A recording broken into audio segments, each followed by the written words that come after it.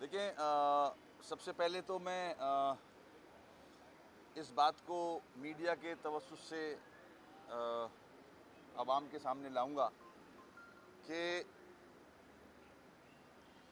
बहुत अरसे बाद सुप्रीम कोर्ट के 100 मोटो पे बल्दियाती इंतखाबात कराए गए और इंतखाबात कराने के बाद हम चाह रहे थे कि बल्दियाती निज़ाम मजबूत हो और आवाम के मसाइल उनके डोर स्टेप पे हल हों। ये वो नुमाइंदे होते हैं जो डायरेक्टली इन्वॉल्व होते हैं, इंटरेक्ट करते हैं आवाम से उनकी गली कूचों में। मगर अफसोस के इस निज़ाम को मजबूत होने नहीं दिया जा रहा। उसके बाद जब डिप्टी मेयर का मामला सामने आया तो आज तकरीबन 17 माह हो चुके हैं इस इशू को। जब डिप्टी मेयर जो पुराने थे उन्होंने इस्तीफ़ा दिया था, उनकी इमेच्योरिटी की वजह से 17 माह का इस स्लॉट को नुकसान हुआ है, इस बल्दियाती निज़ाम को नुकसान हुआ है। उनकी इमेच्योरिटी सिर्फ, जब एक शख्स इस्तीफ़ा दे रहा है और मीडिया के सामने आके पाकिस्तान की आवाम को बता रहा है कि मैं फॉर सम रीज़न्स मैं छोड़ रहा हूँ अपना डिप्टी मेयर का स्लॉट, और फिर उसके बाद एक पार्टी ज्वाइन कर रहा हूँ और उस ज्वाइन करने के बाद उस पार्टी के टिकट्स पे 2 दफ़ा इलेक्शन लड़ चुके, मगर ढिटाई इमेच्योरिटी की वजह से कोर्ट में गए, बल्दिया का टाइम ज़ाया किया। 17 माह का नुकसान हुआ है इस बल्दियाती निज़ाम को, इस सिस्टम को। ख़ास तौर पे कराची के हवाले से बात करूँगा क्योंकि एक बहुत बड़ा बोझ, लोड मुझ पे आन पड़ा था। हमारी ख्वाहिश तो ये थी कि फ़ौरन ही हम इलेक्शन कराएं, मगर मौसूफ कोर्ट चले गए थे। पता नहीं कोर्ट में क्या ढूंढ रहे थे वो। एक कॉमन सेंस कहता है कि आप खुद नहीं चाह रहे हो बनना, उनके अपने तहफ़्फ़ुज़ात थे उनकी वजह से। मगर आज अल्लाह का शुक्र है, हक़ की जीत होने जा रही है। कोर्ट का फ़ैसला सबके सामने है, इलेक्शन कमीशन का फ़ैसला सबके सामने है। आज ये इलेक्शन हो रहा है, दूध का दूध पानी का पानी। इंशाल्लाह इसके जो रिज़ल्ट्स आएंगे उसमें आवाम के सामने आएगा, और जितना भी टाइम बाकी बचा है इस निज़ाम का, इंशाल्लाह हम उसी जोश और जज्बे के साथ पूरी कोशिश करेंगे, जो भी नया डिप्टी मेयर इलेक्ट होकर आता है उसके साथ इस निज़ाम को मजबूत करें और आवाम के मसाइल हल कर सकें। वसीम भाई, डिप्टी मेयर का ओहदा जो है उससे मेयर के ओहदे के सितारे कभी मिलते हुए नहीं देखे हमने गुज़श्ता 3 सालों में। तो अब जो नए डिप्टी मेयर आ रहे हैं उनसे सितारे मिलेंगे नहीं मिलेंगे? देखें, सितारों की बात यहाँ होती नहीं है। दोनों का एम, दोनों का जज्बा एक ही है। माजी में भी यही था, मगर अफसोस उनको किसने गलत ट्रैक पर डाल दिया मुझे नहीं पता। ये भी सियासी वर्कर हैं जो कैंडिडेट कोशिश कर रहे हैं इलेक्शन में जीतने की। मैं भी सियासी वर्कर हूँ, हमारा एम है कि लोगों के मसाइल हल करें। तो मैं उम्मीद करता हूँ कि जो भी इलेक्ट होके आएंगे वो मेरे साथ कदम से कदम मिला के आवाम के मसाइल तेज़ी से हल करने की कोशिश करेंगे। वसीम भाई, ऑपोजिशन दावा कर रही है कि जमहूरी नुमाइंदों से जो है वो बातचीत की गई है और हमें सपोर्ट करेंगे। वैसे तो एमकेएम की जो पोजीशन है वो मुस्तहकम है, लेकिन फिर भी क्या देखते हैं कोई नुकसान की कोई पहुंचा सकेगा, या आपके जो वोटर्स हैं उनकी तादाद में इजाफा ही होगा आज? इंशाल्लाह पूरी उम्मीद है कि पहले से ज़्यादा वोट पड़ेगा। और हमारे हम एक प्रोसेस होता है इलेक्शन का, हम सारी जमातों के पास गए थे, जितनी भी सियासी जमातें हैं काउंसिल के अंदर, उनके हम पास गए थे कि मुत्तहिदा कौमी मूवमेंट के कैंडिडेट को वोट करें। अब ज़ाहिर रिज़ल्ट थोड़ी देर बाद सामने आएगा, पता चल जाएगा कि अच्छा क्या फेट है अब आगे इस स्लॉट का। अच्छा, जो अख्तियारात की अभी थोड़ी देर पहले बात की, वो तो मसला काफ़ी अर्से से चल रहा है। क्या आप समझ रहे हैं कि कोई मज़ीद ज़रूरत है या वफाक में पीटीआई आपका वफाक में इत्तेहादी है, नेशनल असम्बली में किसी कानून साजी की ज़रूरत है, या ओवरऑल पूरे पाकिस्तान में डिसेंट्रलाइजेशन की ज़रूरत है, ताकि मसला सिर्फ सिंध का नहीं है दूसरे सूबों का भी है, ताकि मेयर्स को बाख्तियार बनाया जाए? देखें, इलेक्शन जब बल्दियाती हुए तो आइन में बड़ा क्लियरली एक आर्टिकल मौजूद है 140A जो क्लियरली कहता है कि इख्तियारात निचली सतह पे मुंतकिल करें, मगर अफसोस फ्यूडल माइंडसेट नहीं चाहता डिसेंट्रलाइजेशन। हर चीज़ को सेंट्रलाइज रखने की आदत पड़ गई है उसको, मगर अब वक्त दुनिया में बहुत आगे जा चुका है, आपको डिसेंट्रलाइजेशन करनी होगी। एक जगह तो सिंध गवर्नमेंट खुद डिमांड करती है कि NFC अवार्ड में मुझे सही तरह से हिस्सा नहीं दिया जा रहा, वो खुद अपने इख्तियारात मांगना चाह रही है, उस पर शोर मचा रही है, मगर दूसरी तरफ जो उसके पास इख्तियार हैं और जो नीचे जाने हैं वो नहीं दे रही।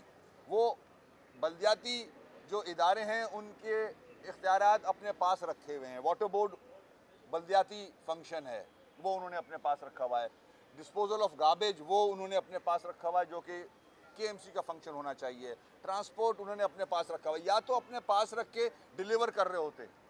11 साल में कराची तबाह किया है, 2000 अरब रुपया डेवलपमेंट की मद में कहाँ गया इस सिंध का, हमें नज़र नहीं आ रहा पूरे सिंध में।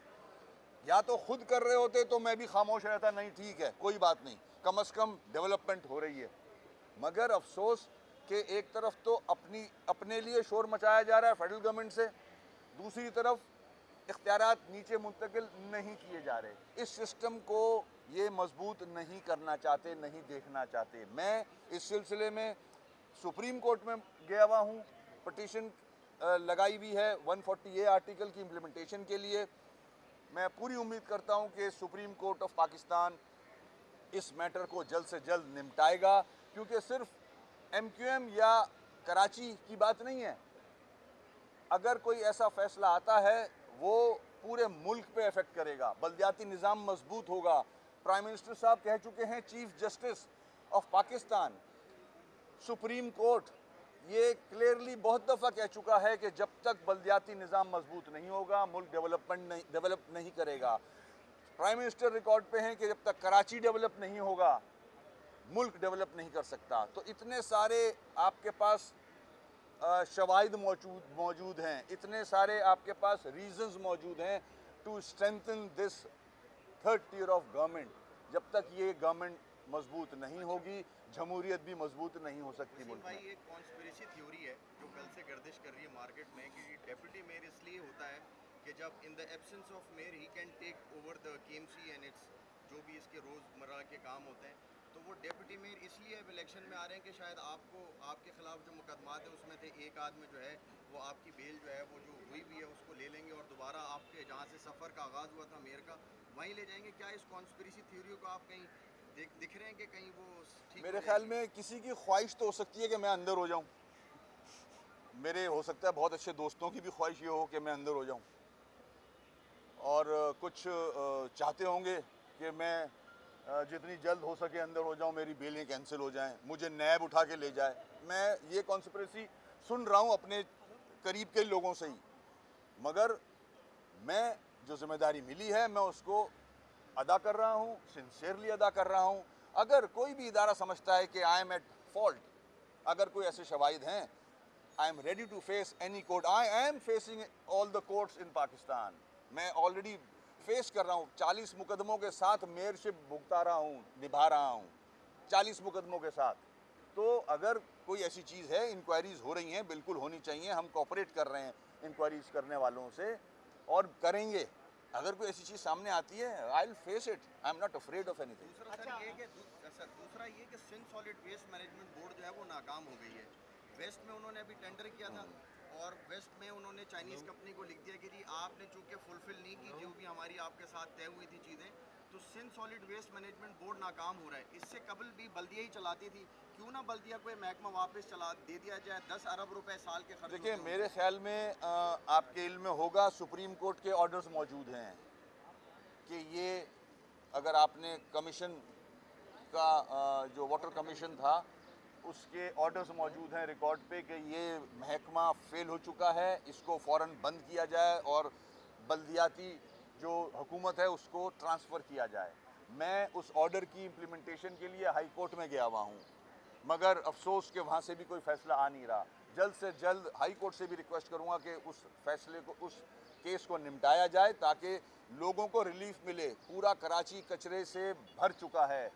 हमारे स्ट्रॉन्ग वाटर ड्रेन में 60% कराची का कचरा डाल दिया जाता है, जो गवर्नमेंट ऑफ सिंध की जिम्मेदारी है। मैं एक तरफ तो नाले साफ़ करता हूं और दूसरे हफ्ते वो फिर से कचरे से भर जाते हैं। तो ये गवर्नमेंट ऑफ सिंध की नाअहली है कि जो नाले कराची के कचरों से भरे हुए हैं।